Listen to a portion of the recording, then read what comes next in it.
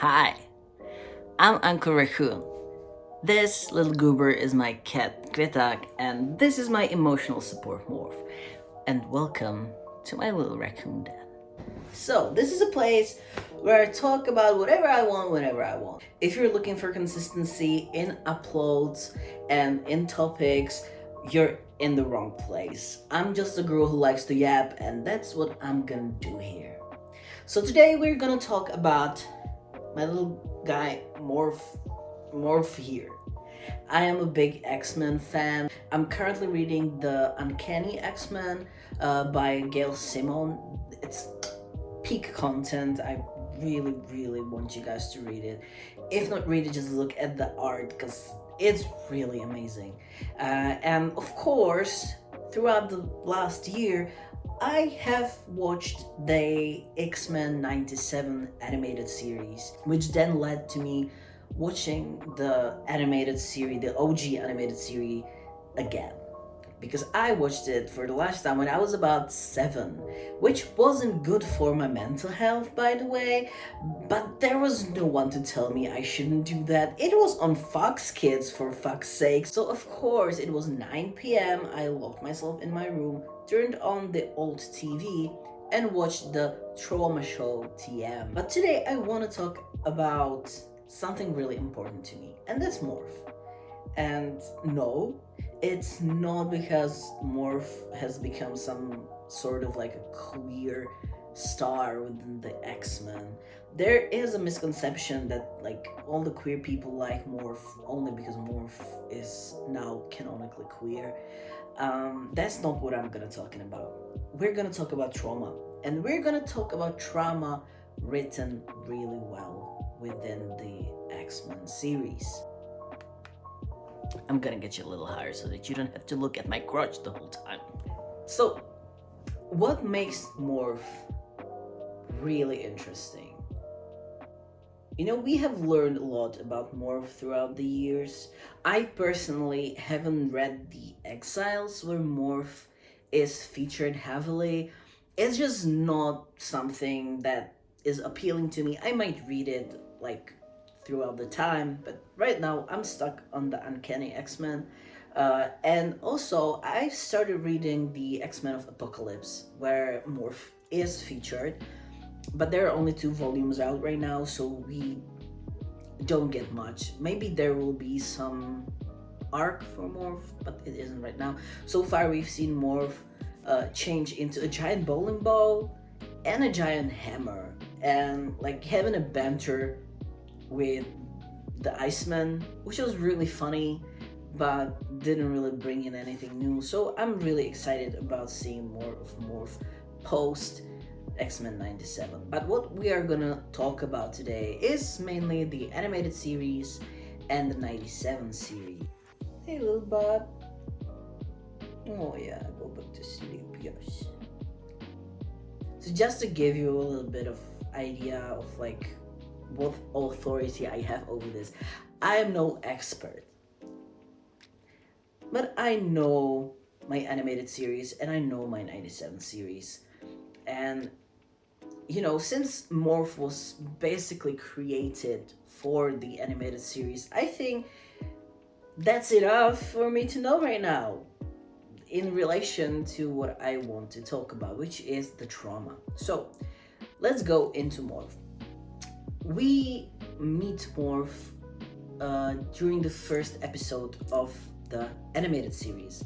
Morph helps us get this feeling of who the X-Men are and how they spend their free time, basically. Morph is very obviously the comic relief there. They are cracking jokes here and there, making fun of everything. And I think that's really important because usually when you think about X-Men, you don't think about fun.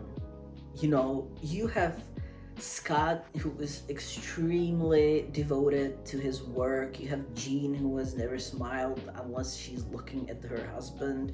We have Logan, who's just this miserable little sad meow meow. And there's just not much fun in being an X-Men. Enter Morph. Morph is seen as the comic relief, as someone who brings joy into the desperate and sad lives of these basically mutant soldiers. We see how people like Morph deal with being the X-Men and with being mutants. During the first episode of the animated series, we see Morph watching the television, watching the news, and there are these horrible anti-mutant peoples during a rally, and they're spewing this really horrible shit about the mutants. And the way Morph deals with it is that they basically turn into all these terrible people and mocks them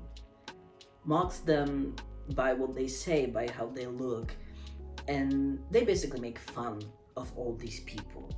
That is really uncharacteristic for the X-Men, because everyone on the X-Men team takes their job really seriously. They know what's on stake.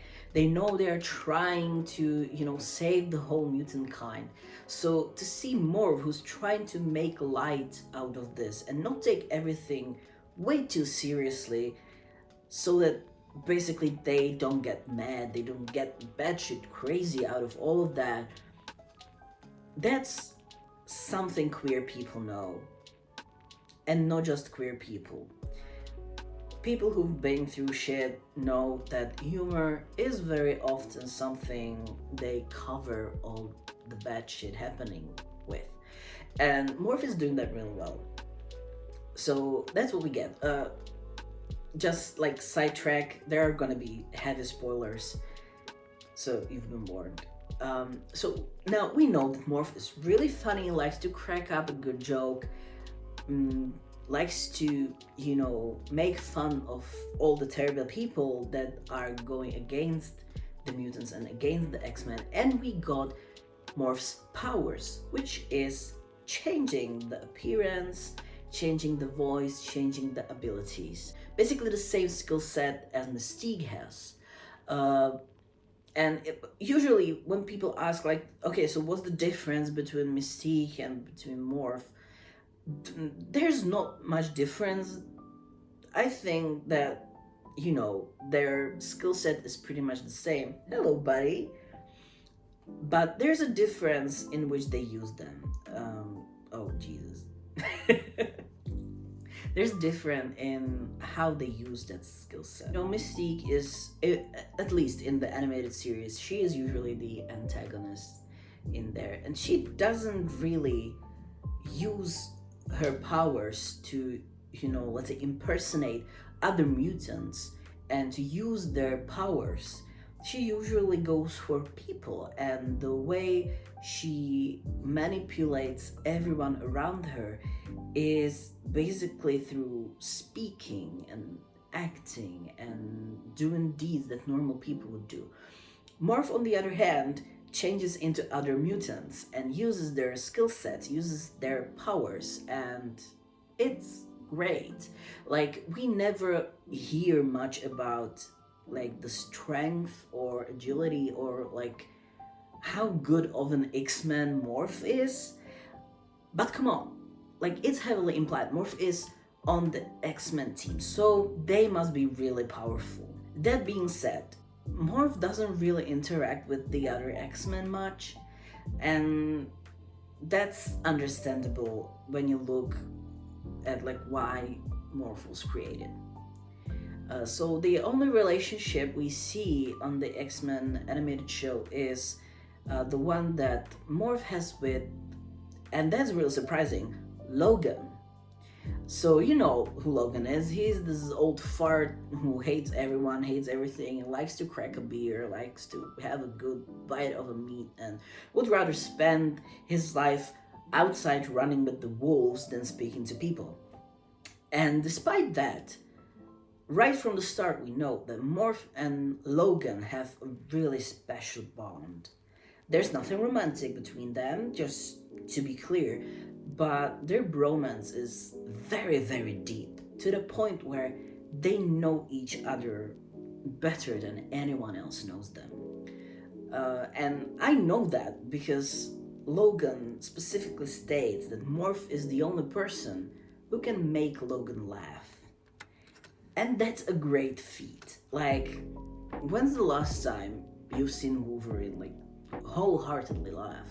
That's what Morph can do to him. And on the other hand, the friendship goes both ways. So we have this really funny character who's very likable. A lot of people find Morph annoying. In the animated series, he's got this really, really funny laugh.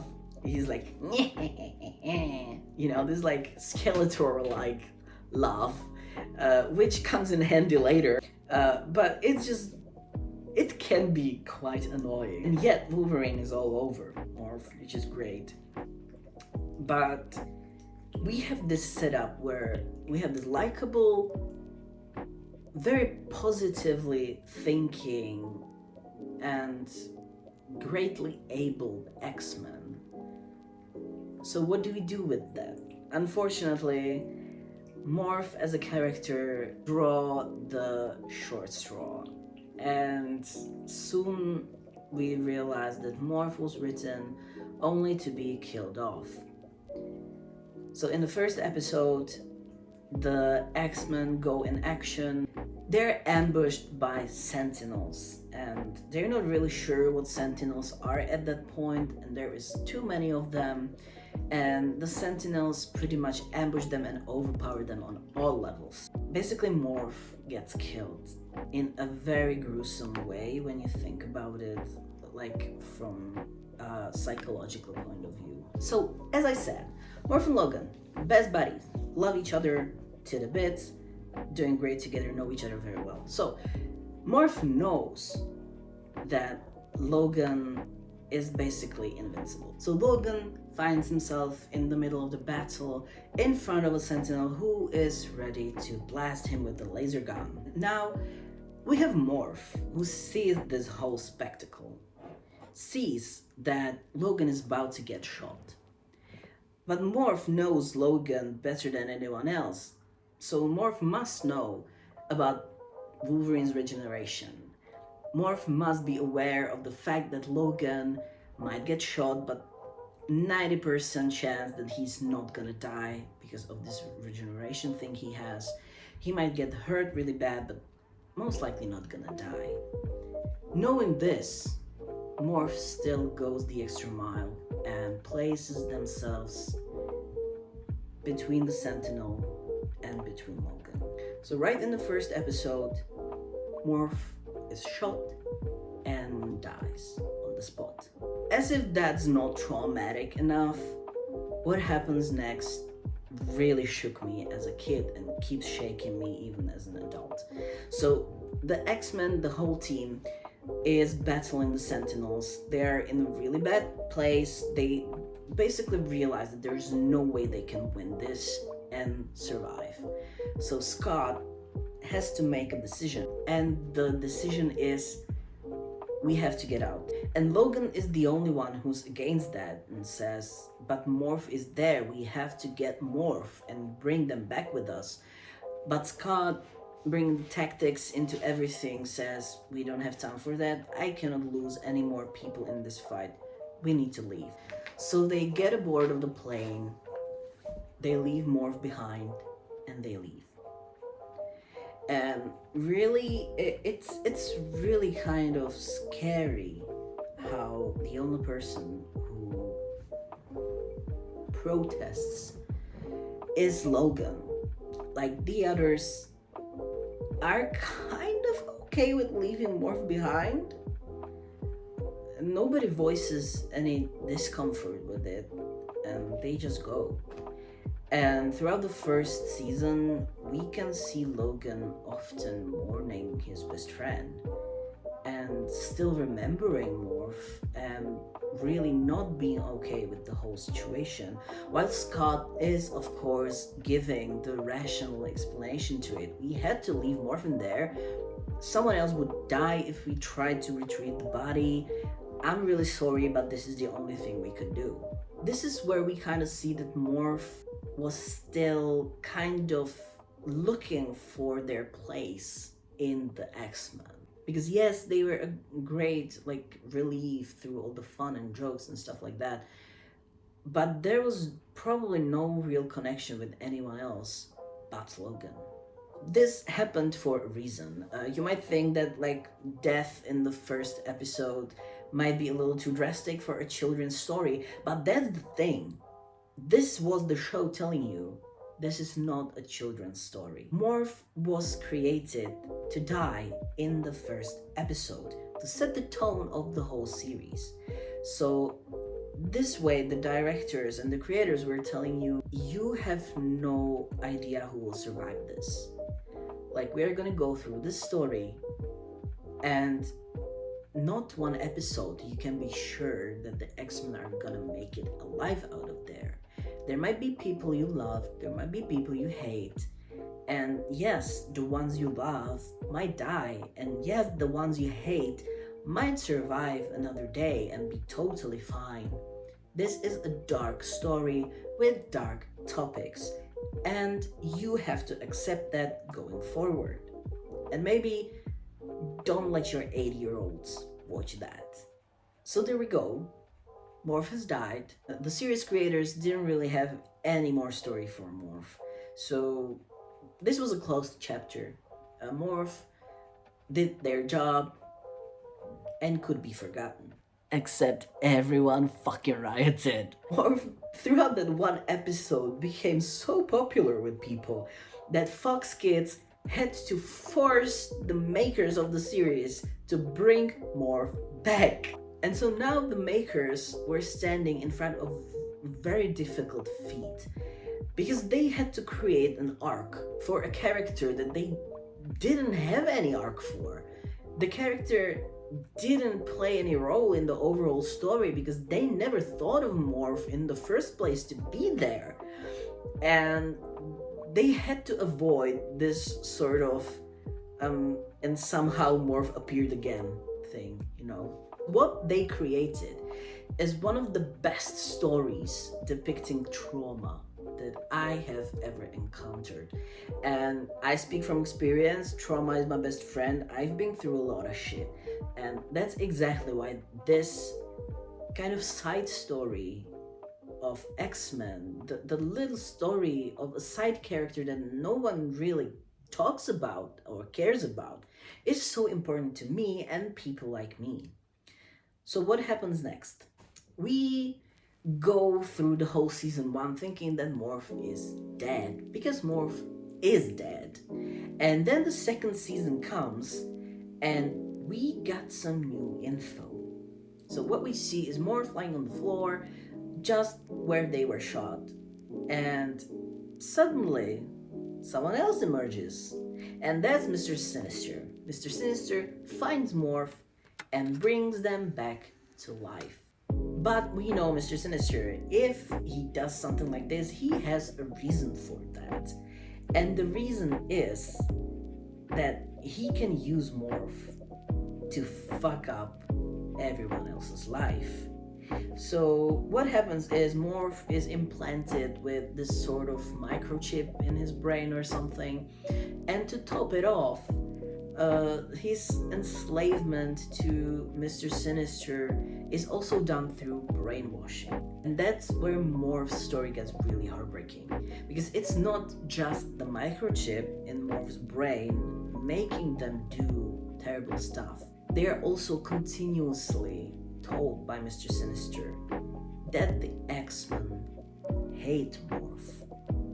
Morph is being told by Mr. Sinister that the X-Men never liked them, that the X-Men left them there to die, because Morph was pretty much lying there in the battlefield, and they saw the Sentinels, they saw the plane leaving without them. And Mr. Sinister really uses this to his advantage, telling Morph that nobody cared about them, nobody cares about them now, nobody is mourning Morph, and that Morph basically gave everything they had to the X-Men. Morph always had everyone's back, but nobody got Morph's back. Nobody was there to help Morph. Nobody was there to even think of bringing his dead body with them. That's how much they resented Morph. That's how much they didn't care about Morph.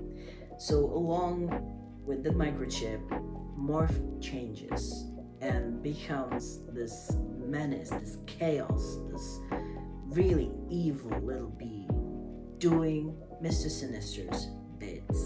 And what that contains is mainly Morph changing into people who can fuck in numerous ways with the X-Men. He changes into different X-Men, infiltrates their X-Mansion, and, puts a lot of people in danger by telling them to do very reckless things out of authority of the people they change into. One of those things, if I remember correctly, is like more fucking with Rogue and Gambit, who at this point are not together. Gambit is really trying to get together with Rogue, and she's not interested at all, but they sometimes have a little play dates, let's say. They go together to the town and stuff, and it's nice, but Rogue really doesn't want to tie any relationship between them. And of course, Gambit is horny on May. So when Morph changes into Rogue and kind of tells Gambit that he should kiss her because she wants him to kiss her and it's not gonna hurt him, Gambit then finds the real Rogue and kisses her and almost dies. So this is how Morph fucks with everyone, and it's not just like within the X-Mansion. They do a lot of stuff even outside of that. It's just making all the X-Men's plans crumble, and they don't know why. They just know people are acting strange. They can't really put the two and two together until Morph gets into the X-Mansion and turns into Professor X. That's where my boy Wolverine comes in, because, Professor X rides into the room and says something really suspicious, something like he would never ask of the X-Men. And Logan does his signature and he's like, this is not Professor X, you guys. This is Morph. And everyone looks at Logan like, bruh, you have to let it go. Like, we know you miss your little buddy, but you need to let it go. And Logan is literally like, I'm not making shit up. I know my best bud. I know how he smells. And Logan kicks Professor X out of the wheelchair or hover chair or whatever you want to call it. And basically they try to shoot him. So Morph, obviously not wanting to die again, gets up. And Professor X is suddenly standing and running, so everyone knows it's not Professor X. And right before Morph manages to escape via some sort of, I think, airplane, Morph changes back into his human form. And you can just see Logan shattering inside. There's his best friend. His best friend that he's been mourning for months. Morph is standing right in front of him, and yet Logan cannot reach them. Whatever he says, it just doesn't reach Morph's ears. Morph is set on making their lives miserable, and Logan even tries to reason with Morph, telling them that he can help them, that Morph doesn't have to do this, that Logan can help them get back to whatever they were doing before. But the words don't land. And as Morph leaves in the plane back to Mr. Sinister, Logan swears that he's gonna bring Morph back and that he's gonna come back for him, which is something he couldn't do before but can do now, and he's using that chance to do that.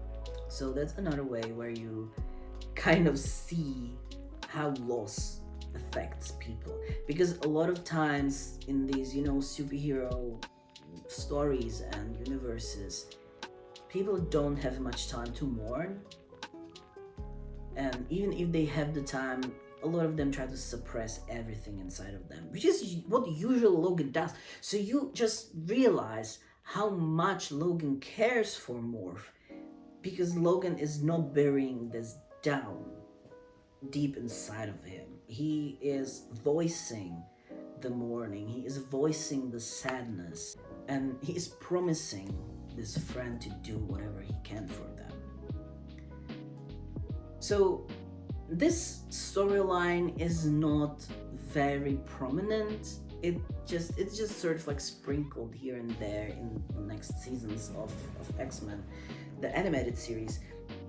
But what we see when we see Morph is really hard to watch for someone who's been, through some trauma, from someone who's above them in some sort of authority.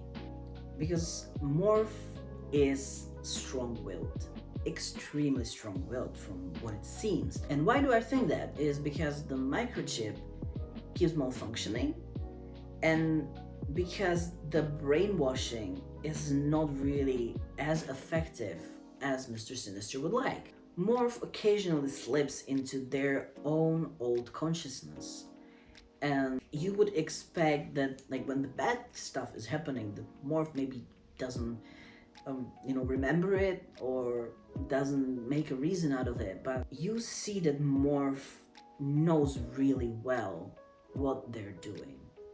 They see it all, they feel it all, and what's worse, they know that it's bad. Like, Morph actively knows that they are hurting their friends and people they love, but there's nothing they can do about it. There is really real remorse, and Morph just feels awful. To which Mr. Sinister responds with more brainwashing. He keeps telling Morph the lies about their friends hating them, and Morph, despite knowing and genuinely believing that it's not true, cannot fight that.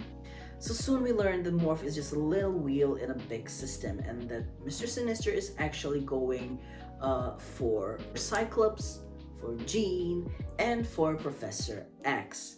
And Morph doesn't really play a big role in that whole thing. Morph is disposable, just as they were as an X-Men. While the X-Men are actively fighting Mr. Sinister in this big fight, something wakes up in Morph. And while they are supposed to shoot Scott Summers, they actually turn and shoot Mr. Sinister. It doesn't have a very big impact because it's Mr. Sinister, like, you can't really wound that dude. But this turning point tells the X-Men that Morph is back. In the end, they manage to, I think, make Mr. Sinister leave. I don't think they really fight him to completion, that he actually flees. But they have Morph with them. And Morph is back, baby. Morph is themselves again. But unfortunately, they're not the same they were at the start of the series. Morph has gone through terrible physical and psychological trauma. Morph has gone through brainwashing. Morph has gone through, hurting their old friends while being terribly hurt themselves. So what happens is Morph knows they're not fit to start fighting for the greater good with the X-Men right away. Morph is sent to Muir Island for therapy. Great, that's what all of us need, a good therapy. So we don't know about Morph for a long time from them, but somewhere, I think in the 4th season, they actually come back. Even though I think it's Moira on the Muir Island tells Morph that they're not probably ready to go back to full-on fighting and full-on doing the whole dance routine with the X-Men.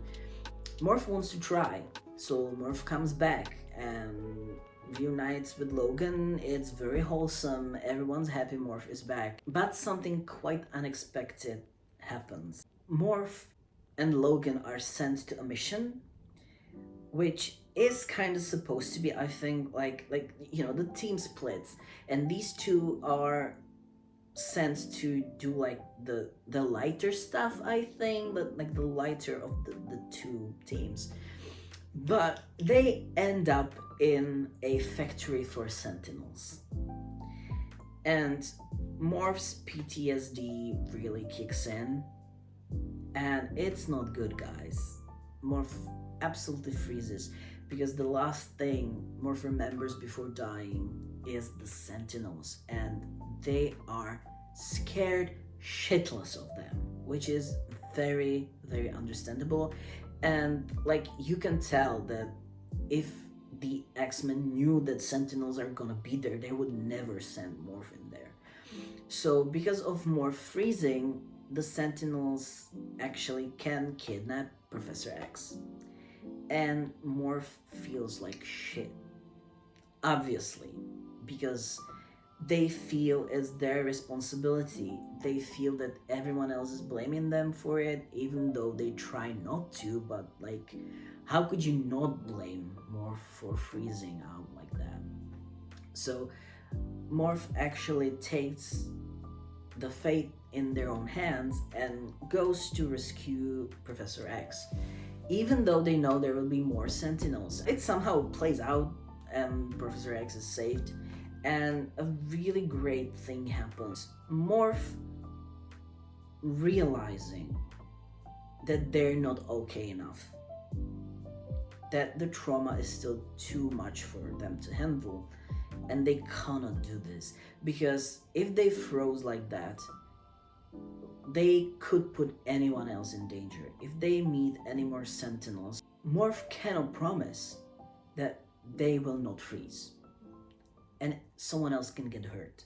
And the X-Men actually try to be very positive about this and tell Morph to stay with them, that they can get through it. But Morph takes a very hard stance and says, no, I'm not putting anyone in danger. I'm not putting myself in danger. I'm leaving back to Murder Island, and I'm gonna get better before I can come back. I'm not sure how the animated series actually like fully ends. It's been some time since I've watched it, but I think that for the finale, Morph actually comes back and helps the X-Men with whatever they need to do, and says their farewell to Professor X, who is leaving to the outer space. So that makes us jump forward right into the 97 series. There are quite a lot of changes with Morph. First of all, Morph kind of ditches the human form they had in the animated series, because we only see Morph in the animated series as some other mutant, as some other person, or in their own like human form, which is really funny because like in the animated series, Morph is really like unclockable when it comes to age. Like, you know, the X-Men are not that old in the animated series, but everyone looks super old because that's how the animation was back in the time. So Morph basically looks like a 45-year-old. But you know, they're close like to their like 25, like somewhere between late 20s and early 30s maybe. So now we have Morph as the gray blob. Morph is literally a gray blob, and we learn from all the lore around that Morph was actually born like this. Unlike other mutants who usually get their powers like during their puberty, Morph was born with the powers, and he was born as a genderless blob. Morph kind of got this human form that seemed okay to them, so they used it in front of people. Not really sure if it was for their own comfort or for the comfort of the people around them, but we see in the 97 that Morph is totally okay like with his blob form, which is what I have here. This is my little blob Morph. And there is a meaning in that for me, and I can tell for other queer people also. So before the 97 even started, it was confirmed that Morph is gonna be queer. There were a few controversies around it, but I think the explanations were really good. It's never explicitly stated in the show that Morph is non-binary.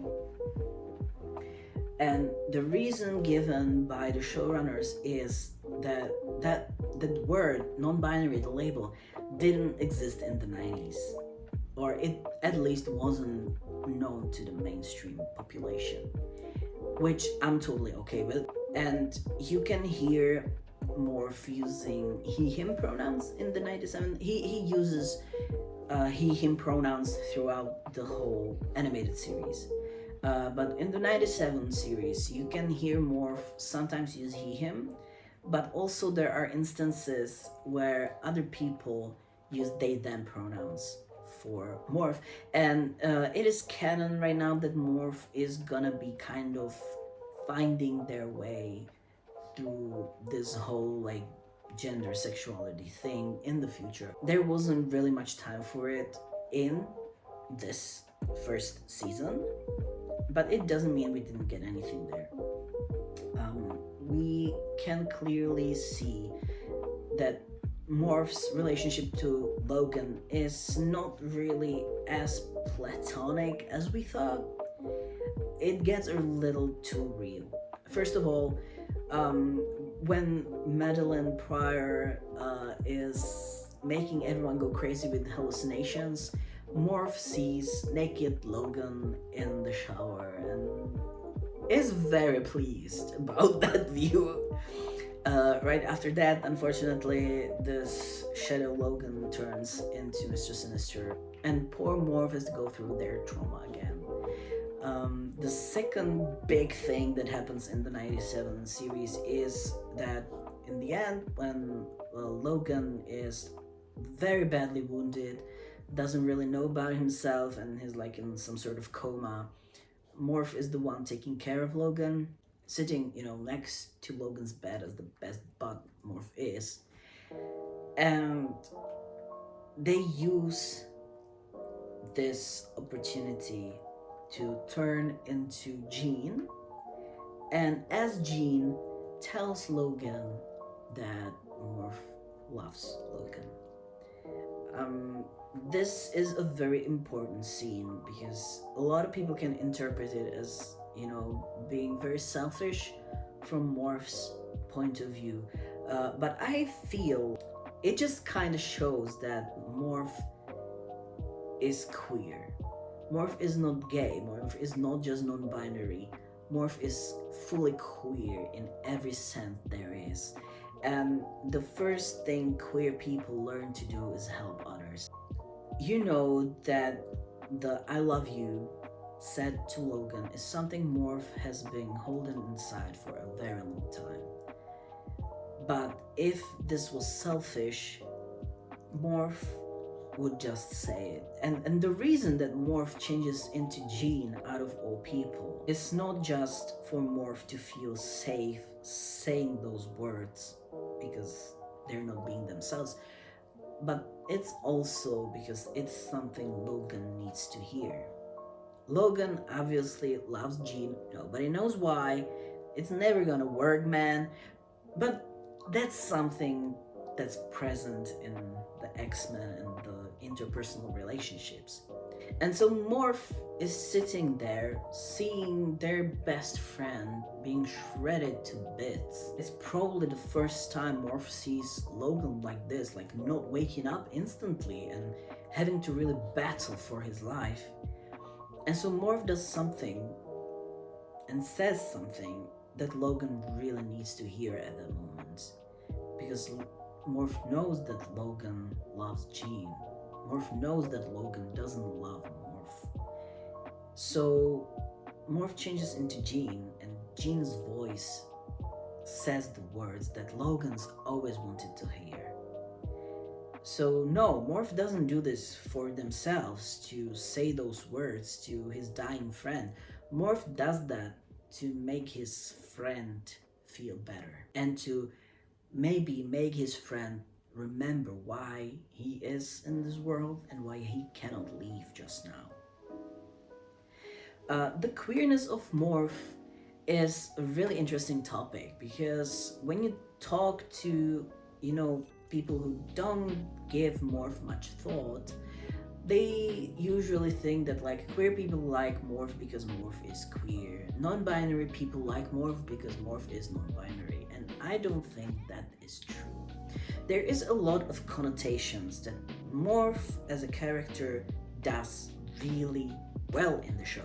The biggest example being that Morph ditches the human face. We cannot be really sure what happens between the end of the X-Men animated series and the start of the 97 series, but something must have happened there. Something changed Morph, and Morph decided to be themselves and to not hide behind the human mask. Morph is trying to figure out who they are, and at the moment, they are not sure. So they assume this look of a genderless blob and just accept that they are a genderless blob. Of course, when they go outside, they still use the, mind you, now much more handsome human face. A human face that actually matches the age in the series. I'm not gonna lie to you, like, human Morph in the 97 series is very hot. But you feel that there has been some change in Morph, that they don't feel they have to use this human mask in front of their friends, that they actually can be themselves, because this is how they were born, a blob, and there's nothing wrong with it.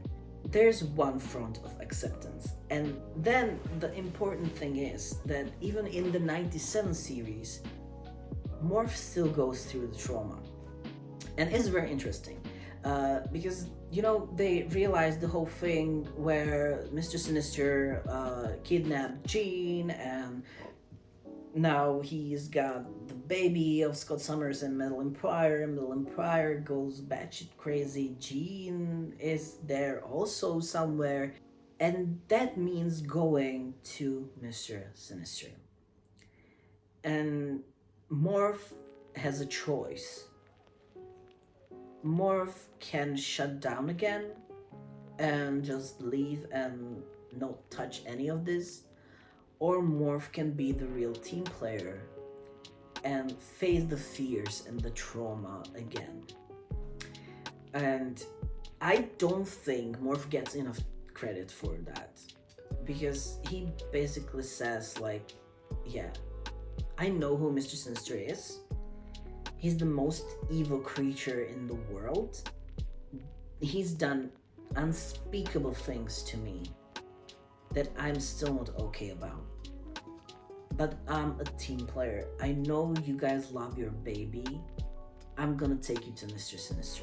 Again, there's this little scene where you can kind of put a grip on what a great relationship Morph and Logan has, because Logan is the only one to put like his hand on Morph's shoulder and sort of be there for them.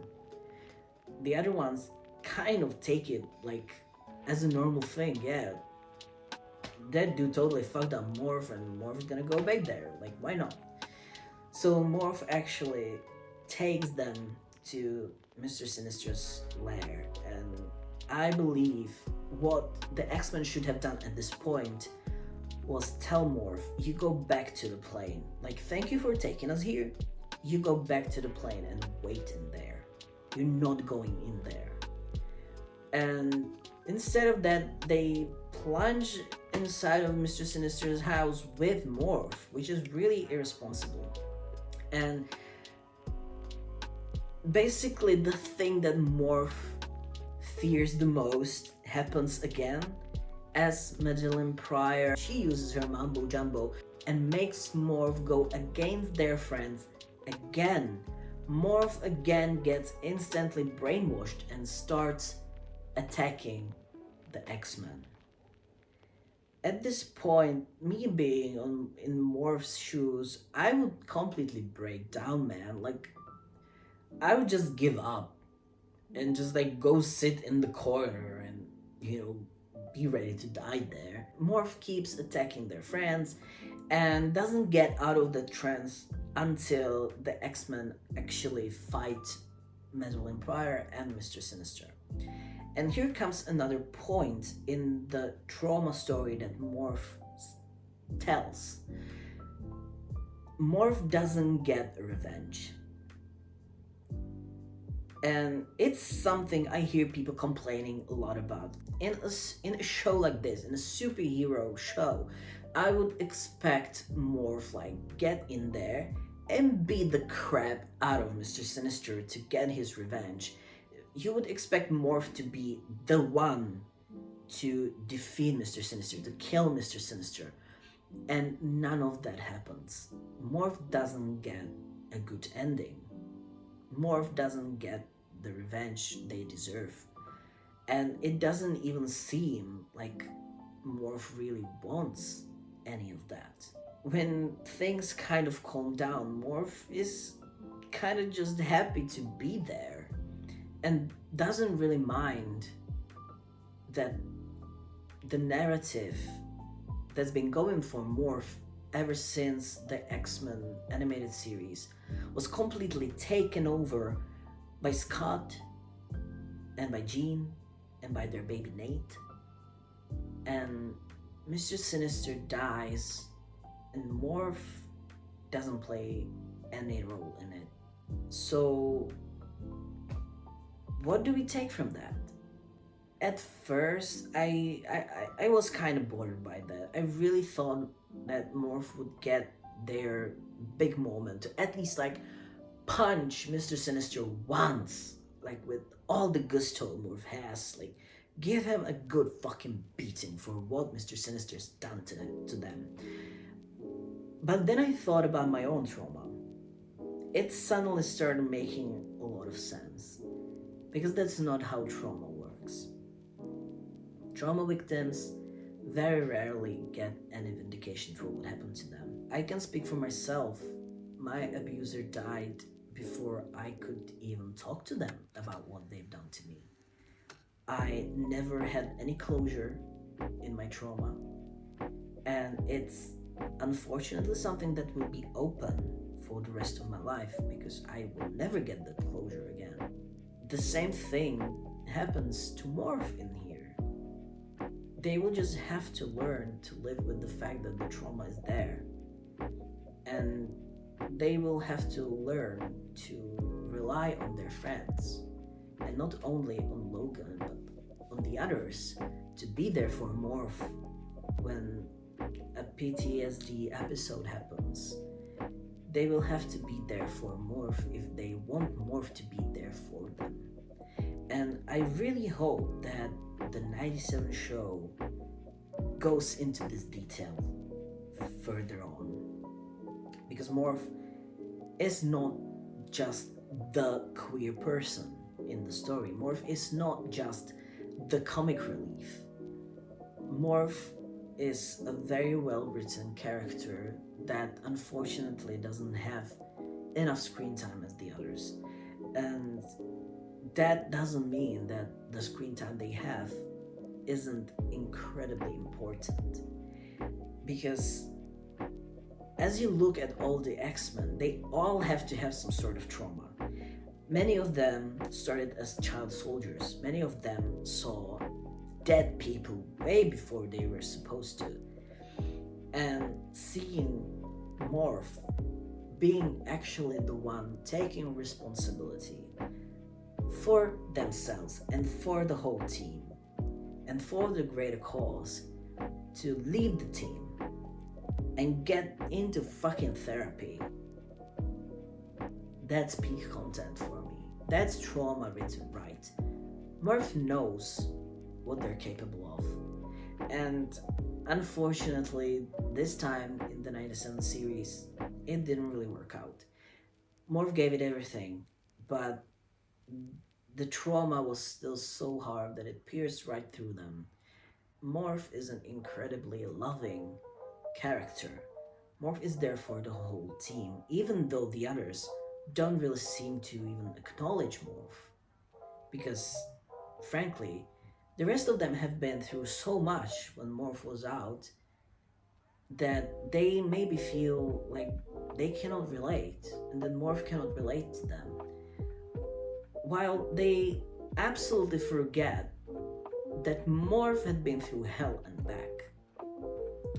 So, yeah, I think Morph is a very well written character, and I really hope the good writing keeps coming in the second and third season of the X-Men 97. I think that Morph's journey through trauma is a very close depiction of like everyone around me who's been through trauma and had to, somehow rebound and get back and go back to work and pretend like nothing bad has really happened. Morph is a bundle of trauma in the middle of a group of people who think that their own traumas are the worst thing that ever happened to anyone. You have Scott, who can't think about anyone but Scott and Jean.